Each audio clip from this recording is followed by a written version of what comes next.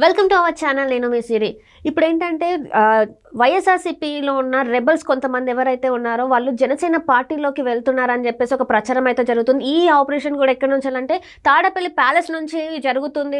అక్కడ చర్చలు జరుగుతున్నాయని అయితే వినిపిస్తుంది. సో దీని మీద చర్చించడానికి మనతో పాటు ఉన్నారు senior journalist, political analyst C S Rao garu ఉన్నారు. నమస్కారం సార్. ఏంటంటే తాడపల్లి ప్యాలెస్ నుంచి వెళ్ళి వైఎస్ఆర్సీపీ రెబల్స్ ఎవరైతే ఉన్నారో జనసేనలోకి వెళ్తున్నారని అయితే ఒక చర్చ అయితే జరుగుతుంది. దీనికి సంబంధించిన చర్చలు కూడా అక్కడనే తాడపల్లి ప్యాలెస్లో జరుగుతున్నాయని చెప్పి జరుగుతుంది. సో దీని మీద ఎలాంటి పరిణామాలు ఉంటాయి సార్ ముందు? సో ఒకటి సరి రాజకీయాలని మనం ఏ కోణం నుంచి ఏ విధంగా ఉంటాయి అనేది మనం ఊహించడం కొంత టఫ్గా ఉంది. ఇప్పుడు ప్రజెంట్ ఆంధ్రప్రదేశ్లో ఉండేటువంటి సిచ్యువేషన్ ఇప్పుడు మనకు కనిపిస్తుంది ఏంటంటే తెర ముందు కనిపిస్తుంది, మన కళ్ళ ముందు కనిపిస్తుంది, మనకు న్యూస్లో ప్రత్యక్షంగా వినిపిస్తుంది. ఏంటంటే వైఎస్ఆర్ కాంగ్రెస్ పార్టీలో ఉండేటువంటి కనీసం 50 నుంచి 80 మంది వరకు ఈసారి వాళ్ళకి టికెట్లు ఇచ్చేటువంటి అవకాశం లేదు. కాబట్టి వాళ్ళు ప్రత్యామ్నాయ మార్గం చూసుకుంటున్నారు. సో ప్రత్యామ్నాయ మార్గం ఎక్కడెక్కడ ఎవరెవరు చూసుకుంటున్నారు అనేది చర్చ జరుగుతుంది. సరే, at the same time Jaganmohan Reddy తన క్యాంప్ ఆఫీస్ తాడేపల్లికి పిలిపించుకొని కొంతమంది సిట్టింగ్ ఎమ్మెల్యేలతోటి మాట్లాడుతూ ఉన్నటువంటి సిచ్యువేషన్ను వివరిస్తూ రాబోయేటువంటి రోజుల్లో మీకు మంచి భవిష్యత్తు ఉంటుంది, ఈసారికి ఎన్నికల నుంచి మీరు తప్పుకోండి, మీ గ్రాఫ్ బాగలేదు, మీకు ఒకవేళ టికెట్ ఇచ్చినా మీరు గెలిచేటువంటి అవకాశం లేదని చెప్పి కౌన్సిలింగ్ ఇస్తున్నారు. ఓకే, ఈ క్రమంలో వాళ్ళు పోయి మాట్లాడి వస్తున్నారు, కానీ ప్రత్యామ్నాయ మార్గాలు దృష్ట్యా వాళ్ళు ప్రత్యామ్నాయ మార్గాలు చూసుకుంటున్నారు అనేది ఒక టాకు. కానీ సహజంగా ఏంటంటే ఎవరు కూడా ఇప్పటి వరకు కూడా దాదాపుగా ఒక 30 నుంచి 40 మందితోటి మాట్లాడటం జరిగింది జగన్మోహన్ రెడ్డి. బయటకు వచ్చి ఎవరు కూడా వ్యతిరేకమైనటువంటి గళం వినిపించలేదు. పైకి వినిపించకపోగా వాళ్ళు కామ్గా వాళ్ళ పని వాళ్ళు చేసుకుంటున్నారు. అంటే ఇక్కడ కొన్ని అనుమానాలు వస్తున్నాయి. ఎలాంటి అనుమానాలు వస్తున్నాయి? జగన్మోహన్ రెడ్డి ఏదో చెప్పి పంపిస్తున్నారు వాళ్ళకి, దానికి సంతృప్తి చెందుతున్నారు వాళ్ళు అనేది ఒకటి వినిపిస్తుంది. ఏం చెప్పుంటారు జగన్మోహన్ రెడ్డి లోపల, ఏం చెప్పుంటారు? వీళ్ళు బయటకు వచ్చి కనీసం వ్యతిరేక గళం కానీ లేదంటే బాధపడినట్టు కానీ సిట్టింగ్ ఎమ్మెల్యేలు నీకు టికెట్ ఇవ్వలేము అని చెప్పినప్పటికీ కూడా వాళ్ళు ఎక్కడా కూడా వ్యతిరేకంగా మీడియా ముందు మాట్లాడకపోవడానికి కారణం ఏంటనేది ఒక క్వశ్చన్ మార్క్ వేసుకొని మనం విశ్లేషణ చేసుకుంటే కనుక జగన్మోహన్ రెడ్డి ఏదో ఆఫర్ ఇస్తున్నారు లోపల. ఆఫర్ ఏంటి అనే దాని మీద ఇప్పుడు చర్చ జరుగుతుంది. ఒకటేంటంటే జగన్మోహన్ రెడ్డి పక్కా రాజకీయవేత్త. సహజంగా ఎవరైనా సరే ఎన్నికల వరకే రాజకీయం చేస్తారు, తర్వాత అధికారంలోకి వచ్చిన తర్వాత పరిపాలన మీద దృష్టి పెడతారు. కానీ జగన్మోహన్ రెడ్డి అలా కాదు. అధికారంలో ఉన్నా అధికారంలో లేకపోయినా అతను 24 గంటలు రాజకీయాల గురించి రాజకీయ కోణం నుంచే ఆలోచిస్తూ ఉంటారనేది ఆయన గురించి బాగా తెలిసినటువంటి వాళ్ళు చెప్పేటువంటి మాట. సో ఇప్పుడు ఆయన చేస్తున్నటువంటి రాజకీయం ఎలాంటి రాజకీయం అయి ఉంటుంది అనేటువంటి ఒక విశ్లేషణ చేసుకుంటే కనుక ఖచ్చితంగా వీళ్ళకి ఎవరైతే రెబల్స్ ఉన్నారో వాళ్ళకి అనుకూలమైనటువంటి ఒక సందేశం ఇచ్చి ఉంటారు అనేటువంటి ఒక అనుమానం వస్తుంది. ఏంటి ఆ సందేశం అని అనుకుంటే కనుక ఇప్పుడు ప్రత్యామ్నాయ మార్గం అంటే తెలుగుదేశం పార్టీ లేదా జనసేనలోకి వెళ్ళటం లేదా కాంగ్రెస్ పార్టీలోకి వెళ్ళటం, ఇదే ఆప్షన్స్. సిట్టింగ్ ఎమ్మెల్యేలకి టికెట్ ఇవ్వకపోతే వైఎస్ఆర్ కాంగ్రెస్ పార్టీ తరఫు నుంచి జగన్మోహన్ రెడ్డి ఉండే ఆప్షన్స్ 3.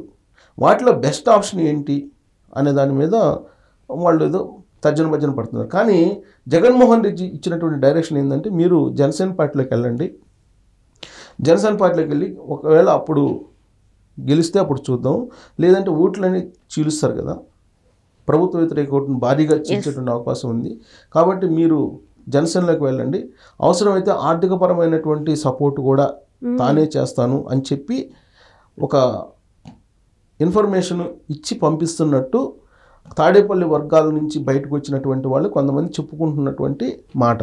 అది ఇప్పుడు వైఎస్ఆర్ కాంగ్రెస్ పార్టీలో అలాగే విపక్షాల్లో కూడా చర్చ జరుగుతుంది సీరియస్గా. ఒక 42 మందికి ఈ విధంగా ఒక డైరెక్షన్ ఇచ్చారు. ఆ డైరెక్షన్ కనుక ఫాలో అయితే జనసేన పార్టీలోకి వెళ్ళి మీరు పోటీ చేస్తే ఆర్థికపరమైనటువంటి నిధులు సహాయం అన్నీ నేనే అందిస్తానని చెప్పినట్టు కూడా ఒకటి వినిపిస్తుంది. సో ఇప్పుడు ఆ 42 మంది జనసేనలోకి వెళ్తే ఆ జనసేనలో నుంచి పోటీ చేస్తే తాను అనుకున్నది నెరవేరుతుంది అనేది ఆయన యొక్క ఒక భారీ స్కెచ్ అనేది ఇప్పుడు తాడేపల్లి కోటరీలో జరుగుతున్నటువంటి ఒక పెద్ద రైట్ సార్. వ్యూహం. అయితే ఇక్కడ ఏంటంటే మన తెలుగుదేశం పార్టీలో ఆల్రెడీ ఆ నాయకుడు అధినాయకుడు చెప్పినట్టు మనకి ఒకటి చూసుకోవచ్చు. ఏంటంటే వలస వచ్చిన వాళ్ళకి అయితే వేరే జంపింగ్ చేసిన వాళ్ళకైతే లేవు, సీట్స్ అయితే లేవని చెప్పేసి అన్నారు కదా. ఎందుకంటే ఇప్పుడు టీడీపీ ఉన్న జనసేన ఉమ్మడిగా పోటీ చేస్తున్నారు. సో ఇప్పుడు వాళ్ళకి సీట్స్ ఇచ్చే అవకాశం ఉంటుంది అంటారా సార్? తెలుగుదేశం పార్టీలో ఇచ్చేటువంటి అవకాశం లేదు. తెలుగుదేశం పార్టీ ఆల్రెడీ క్యాండిడేట్స్ ఉన్నారు. తెలుగుదేశం పార్టీకి 170 చోట్ల పోటీ చేయడానికి అవసరమైనటువంటి క్యాండిడేట్స్ ఉన్నారు, అభ్యర్థులు ఉన్నారు, ప్రజెంట్ కాన్స్టిట్యూన్సీ ఇన్ఛార్జీలు కూడా ఉన్నారు. కాకపోతే పొత్తులో భాగంగా ఇప్పుడు జనసేనకు ఒక 20-30 ఇవ్వాల్సి వస్తుంది. ఆ 20-30 జనసేన కనుక తీసుకుంటే జనసేన తరఫు నుంచి పోటీ చేసేటువంటి బలమైన అభ్యర్థులు ఆ పార్టీకి లేరు అనేది వైఎస్ఆర్ కాంగ్రెస్ పార్టీ వాళ్ళ అభిప్రాయం. సో అందుకే ఇప్పుడు ఎవరైతే రెబల్స్ ఉన్నారో, సిట్టింగ్లకి ఎవరికైతే నేను టికెట్లు ఇవ్వలేకపోతున్నాడో జగన్మోహన్ రెడ్డి, వాళ్ళని ఇటువైపు మళ్లించేటువంటి ప్రయత్నం చేస్తున్నారు అనేది ఇప్పుడు తాజాగా జరుగుతున్నటువంటి పొలిటికల్ చర్చ. సో అందులో భాగంగా గోదావరి జిల్లాలకు సంబంధించినటువంటి ఇద్దరు ఆల్రెడీ జనసేన పార్టీ వైపు మొగ్గు చూపారు, జనసేనలోకి చేరబోతున్నారు. వాళ్ళు ఆల్రెడీ గ్రీన్ సిగ్నల్ కూడా జనసేన నుంచి వచ్చేసింది. అంటే ఇక్కడ రాబోయేటువంటి రోజుల్లో ఏం జరగబోతుంది? ఇప్పుడు జనసేన ఒక 30-40 డిమాండ్ చేస్తుందండి. పొత్తులో భాగంగా మొత్తం 175 స్థానాలు ఉన్నాయి ఆంధ్రప్రదేశ్లో. 175 అసెంబ్లీ కాన్స్టిట్యున్సీలకు గాను వాళ్ళు తెలుగుదేశం పార్టీ ఇస్తానంటుంది ఒక 20-25 మధ్యలో ఇస్తామని చెప్పి చెప్తున్నారు. కాదు మాకు 30-40 కావాలి, లేదా 30 కావాలి అని వాళ్ళు డిమాండ్ చేస్తున్నారు. సో కాబట్టి ఒక 20-30 ఇచ్చారు అనుకుందాం జనసేన పార్టీకి. ఆ 20-30కి నిలబడేటువంటి స్ట్రాంగ్ క్యాండిడేట్స్ లేరు ఆ పార్టీకి అనేది ఆ పార్టీలో నుంచి చర్చ జరుగుతుంది, మనం చెప్పడం కాదు. సో 20-30 క్యాండిడేట్స్ లేరు అంటే గెలిచేటువంటి క్యాండిడేట్స్ అంటే ఎవరో ఒకరు ఉంటారు, కానీ గెలిచేటువంటి క్యాండిడేట్స్ కావాలి కదా. సో గెలిచేటువంటి క్యాండిడేట్ లెక్కేసుకుంటే 10-15 మంది లోపలే ఉన్నారు. ఒక 10 మంది గట్టిగా గెలిచేటువంటి క్యాండిడేట్లు కనిపిస్తున్నారు ఆ పార్టీలో అనేది ఒక సర్వే సారాంశం వాళ్ళ పార్టీలో. సో ఇప్పుడు ఒకవేళ తెలుగుదేశం పార్టీ పొత్తులో భాగంగా ఒక 20-25 ఇచ్చారనుకోండి, మిగతా 10-15 అయితే ఖాళీ కదా. సో వాటిని ఆ 10-15 ఈ వైఎస్ఆర్ కాంగ్రెస్ పార్టీ నుంచి వచ్చేటువంటి వాళ్ళకి ఆఫర్ చేసి వాళ్ళని నించోబెట్టాలి అనేది ఒక ఆలోచన. ఇది ఎవరు ఆపరేట్ చేస్తున్నారు? తాడేపల్లి నుంచి ఆపరేట్ చేస్తున్నారు అనేది ఇప్పుడు రాజకీయ వర్గాల్లో జరుగుతున్నటువంటి చర్చ. సో వీళ్ళ తాడేపల్లి నుంచే అంటే జగన్ కోటరీ నుంచే వీళ్ళు మానిటర్ చేసి జనసేన పార్టీలో పంపిస్తున్నారు. గెలిచిన తర్వాత ఎలాగో లాస్ట్ టైం గెలిచిన తర్వాత ఒకే ఎమ్మెల్యే రాపాక ప్రసాద్, అతను ఏం చేశాడు? గెలిచిన వెంటనే వైఎస్ఆర్ కాంగ్రెస్ పార్టీలోకి వచ్చారు. సో సేమ్ అలానే జనసేనలో ఒకవేళ జనసేన టికెట్ ఇచ్చినా జనసేనలో టికెట్ తీసుకొని గెలిచి మళ్ళీ వైఎస్ఆర్ కాంగ్రెస్ పార్టీకి తిరిగి అవసరమైతే వచ్చేలాగా. అంటే సపోజ్ మ్యాజిక్ ఫిగర్ ఉంది, మ్యాజిక్ ఫిగర్ దగ్గరగా వచ్చినాయి అనుకో, అప్పుడు ఒక 10-15 మంది కావాల్సి ఉంటే కనుక అప్పుడు ఇమీడియట్గా సొంత గూటికి వచ్చేటట్టు దానికి ప్రతిఫలంగా ఆర్థికపరమైనటువంటి సహాయం చేస్తారని చెప్పి తాడేపల్లిలో ఉన్నటువంటి వాళ్ళు ఆఫర్ చేస్తున్నట్టు తెలుస్తుంది. సో మొత్తానికి అయితే ఈ ఆపరేషన్ అంతా జగన్ కి కనసన్నాల్లోనే జరుగుతుందని, అక్కడే రిమోట్ ఉంది, తాడేపల్లిలోనే రిమోట్ ఉంది, ఆ రిమోట్ తోటి ఆడిస్తున్నారు అనేది ఒకటి. రెండేది ఏంటంటే తెలుగుదేశం పార్టీ జనసేన పొత్తు ప్రకటించినప్పటికీ కూడా ఈ ఎలక్షన్ నాటికి ఈ రెండు పార్టీల మధ్య పొత్తు బిడిసికొట్టేటువంటి అవకాశం ఉంది అనేది ఇంకొక యాంగిల్లో ఆలోచిస్తుంది వైఎస్ఆర్ కాంగ్రెస్ పార్టీ. అలాంటి సమయంలో క్యాండిడేట్స్ అసలు జనసేనకి ఉండే అవకాశం లేదు.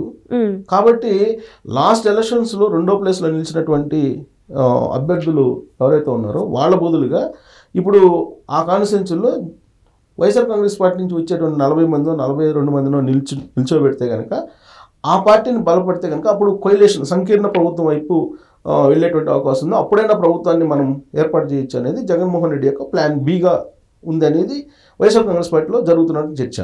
ఇప్పుడు ఒకటి ఏంటంటే సర్వేల సారాంశాన్ని బట్టి వైఎస్ఆర్ కాంగ్రెస్ పార్టీ అధికారంలోకి వచ్చేటువంటి అవకాశం లేదు అనేది ఇప్పుడు సర్వత్రా వినిపిస్తుంది సర్వేల ప్రకారం.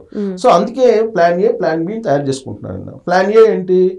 జనసేనలోకి ఒకవేళ తెలుగుదేశం పార్టీ జనసేన పొత్తు ఉంటే కొంతమందిని జనసేనలోకి పంపించేసి గెలిపించి మళ్ళీ అవసరమైతే రీబ్యాక్ చేసుకోవటం వాళ్ళని గెలిచిన తర్వాత ఒకవేళ గెలిస్తే.